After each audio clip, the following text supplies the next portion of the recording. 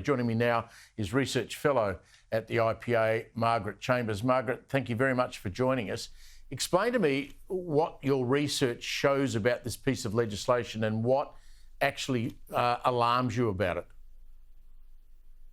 Well, thank you for having me on the show, Steve. Well, we've looked at these laws and we've found that they are corrosive and pernicious insofar as they'll hand a sword to activists to shut down opinions that they disagree with.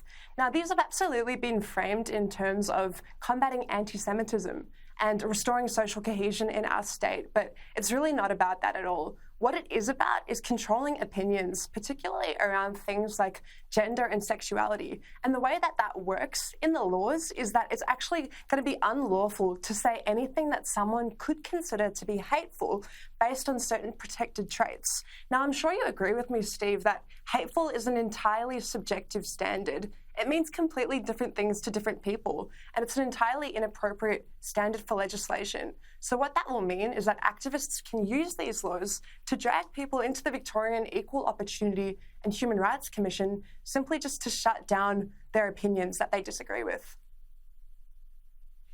Yeah, so what puzzles me with all of this, we already have hate speech laws, national laws and state laws. When people then try to toughen them up, you do have to ask the question, why are you not using the laws we currently have, and why do they need to be tougher?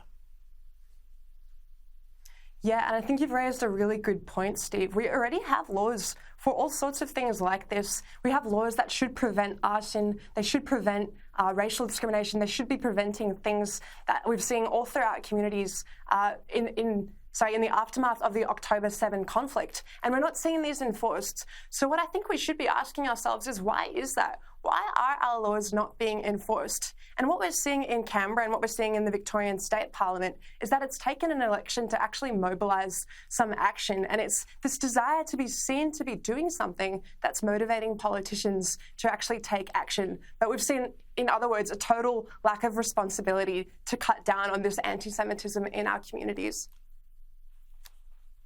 Margaret, it's not just the Victorian laws, of course. We're in the middle of a debate about federal changes, hate laws.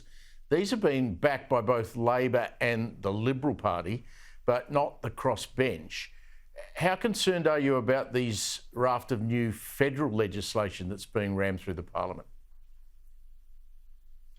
I'm very concerned, and I'm very concerned because our Parliament is not being used to debate and scrutinise legislation as it should be. That's the whole purpose of the Senate and the Upper House. It should be used to carefully examine the unintended consequences of laws. But what we saw yesterday in Parliament with the hate crimes bill is that we had an agreement between the Coalition and Labor to ram these laws through, and what we're seeing is that people are deeply concerned about the unintended consequences, particularly on free speech and religious freedom, that these laws will have.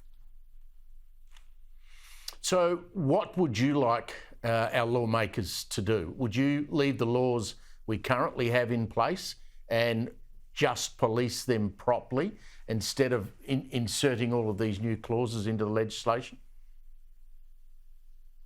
Yes, I'd like to see the enforcement of our existing legislation. And what I would actually really love to see in Australia, and particularly in my home state of Victoria, is a genuine commitment to freedom of speech and religious freedom. You know, at every turn, we've seen the freedoms of Victorians cut down and curtailed by this government. I'm very sceptical that this government really cares about religious freedom and about freedom of speech. But what I want to see is some actual political courage to enforce the laws and take a strong stance against cutting down on anti-Semitism in our communities.